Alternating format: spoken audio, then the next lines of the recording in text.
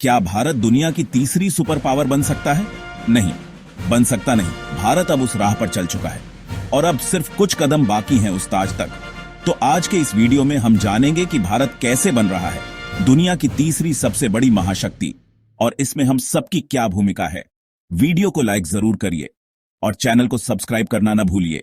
दोस्तों, अगर बात करें टेक्नोलॉजी और विज्ञान की, तो भारत अब किसी से पीछे नहीं।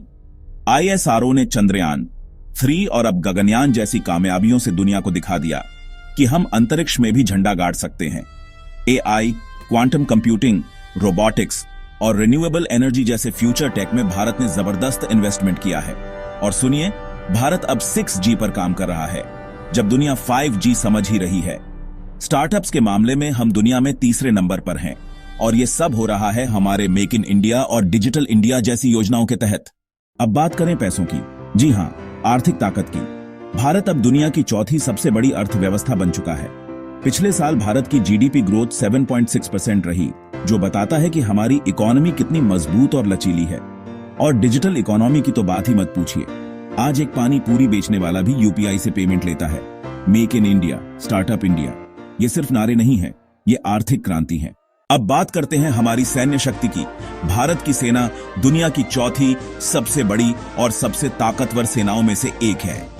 आत्मनिर्भर भारत अब सिर्फ स्लोगन नहीं रहा। हम अपने ड्रोन्स, फाइटर जेट्स और स्पेस डिफेंस सिस्टम खुद बना रहे हैं। हाल ही में हमारी इंडियन नेवी ने दुनिया के सबसे एडवांस्ड फाइटर प्लेन F-35B को रडार पर पकड़कर यह दिखा दिया कि हम किसी से पीछे नहीं हैं। और दोस्तों, आप भूले नहीं होंगे, ऑपरेशन संदूर में हमने दुश्मन को वो जवाब दिया कि पूरी दुनिया देखती रह गई। भारत अब कूटनीति में भी पीछे नहीं है।